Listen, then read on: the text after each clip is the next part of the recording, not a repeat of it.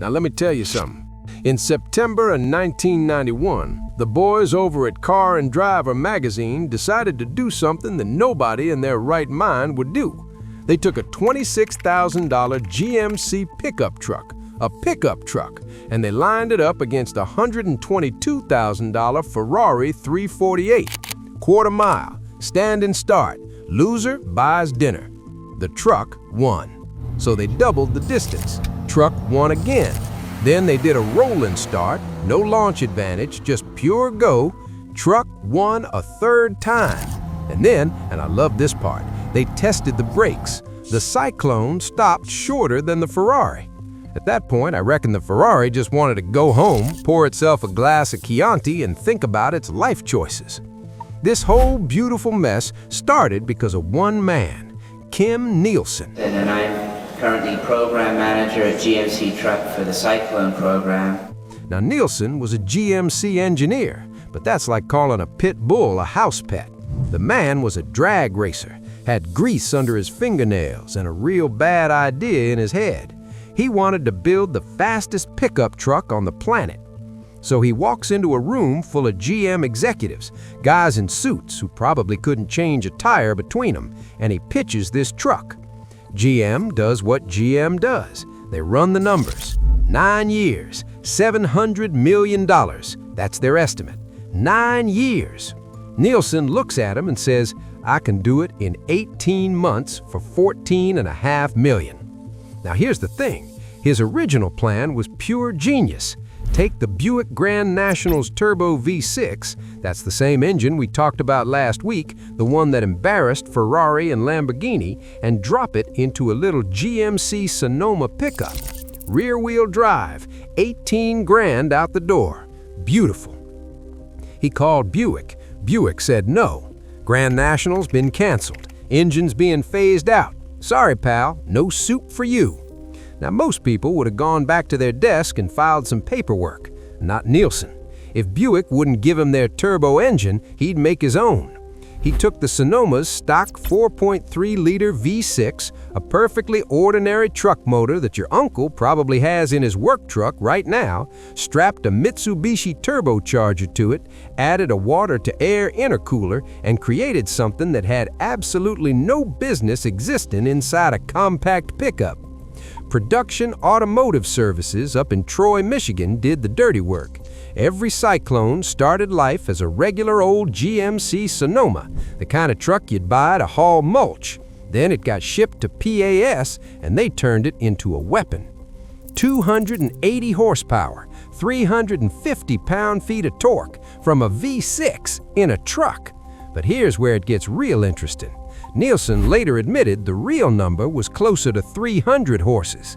And why'd they lie? Same reason as the GNX, same reason as always. GM would not, could not let a pickup truck be advertised as more powerful than the Corvette. Lord, the Corvette guys would have had a stroke. Now, unlike the Grand National, which sent all its power to the rear wheels and spent half its life trying not to spin them, the Syclone had all-wheel drive. 35% to the front, 65% to the rear, through a Borg-Warner transfer case. This is the secret, this right here. While every rear-drive muscle car in America was sitting at the line smoking its tires like a fool, the Syclone was putting every last horsepower into forward motion. No drama, no wheel spin, just gone. They lowered it, stiffened the suspension, gave it the first four-wheel anti-lock brakes ever put on a production truck, wrapped it in fat firestones, and painted every single one of them black. Every one. You want red? Too bad. You want white? Nope, you get black. Because this truck was not here to be pretty. It was here to ruin somebody's day. September 1991, Car and Driver, one of the most famous magazine issues in automotive history. Now, the way they wrote it up was perfect. They called it, and I'm paraphrasing here, a bare-knuckled drag fight between the most highfalutin European supercar and a good old boy in a Johnny Cash suit. I couldn't have said it better myself. Race 1, quarter mile, stand and start. The truck cleared it in 14.1 seconds. The Ferrari, 14.5. A $26,000 pickup truck beat a $122,000 Italian supercar by 4/10 of a second. Now I want you to think about that. 4/10. That's not a fluke, that's a whooping. The Ferrari guys, and God bless them, they tried, said double it, half mile. Surely the Ferrari catches up. More power, better aerodynamics, all that Italian engineering? It didn't. The truck won again. Fine, roll and start. Take the all-wheel drive launch advantage away. Pure acceleration, no tricks. The truck won a third time. At that point, somebody should have offered the Ferrari a glass of water and a participation trophy. Oh, and then they tested the brakes. 70-0. The Syclone stopped in 183 feet. The Ferrari needed 187. The truck stopped shorter. I mean, what do you even say to that? Now, I'll be fair, above 80 miles an hour, the Ferrari pulled ahead. It topped out at 166. The Syclone maxed at 126, because at the end of the day, you're still asking a pickup truck to punch a hole through the air, and aerodynamics don't care about your turbocharger. But on the street, at every stoplight in America, the Syclone was king, and it cost a fifth of the price, and you could fit 7 kegs of beer in the back. Now, if you've been watching this channel, you'll notice I ain't the same voice you've been hearing. The other fella knew his stuff, but between you and me, he could have used a beer and a sense of humor. Anyway, you can see the thread here. 1970. Buick builds the GSX Stage 1, a V8 that destroyed every Hemi on the road. They lied about the horsepower. 1987. Buick builds the GNX, a turbo V6 that destroyed Ferrari and Lamborghini. They lied about the horsepower. 1991, that same turbo V6 philosophy ends up in a pickup truck, destroys Ferrari again, and you guessed it, they lied about the horsepower again. 3 cars, 3 decades, same playbook every time. Build something fast and something nobody expects. Lie about the numbers to protect the Corvette and watch the world lose its mind. That's the General Motors Turbo V6 story.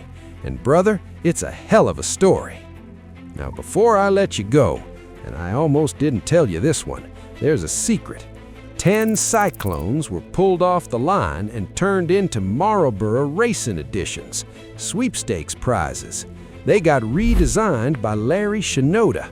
Now, if that name don't ring a bell, he's the man who designed the '63 Corvette Stingray and the Boss Mustang, 2 of the most beautiful cars ever drawn by a human hand. He gave these 10 trucks a target top, red and white paint, and turned them into the rarest GM trucks ever built.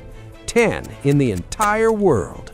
I've met more astronauts than Marlboro Cyclones. 2,995 Cyclones were built. 1 year, 1 color. And right now, a clean one will cost you somewhere between $30,000 and $55,000, which means the Syclone might be the last truly great performance machine you can actually afford. Can't say that about a GNX anymore. Can't say it about a GSX. But the Syclone is still out there, waiting for somebody with good taste and a little bit of sense. It beat a Ferrari 3 times, stopped shorter, cost a fifth of the price, and had a truck bed. That is the 1991 GMC Syclone, the greatest pickup truck ever built, and I will die on that hill. Now go watch episode 7, the Buick GNX. That's the turbo V6 that started all of this. And tell me in the comments, Syclone or GNX? You can only keep one. I already know my answer. See you next week.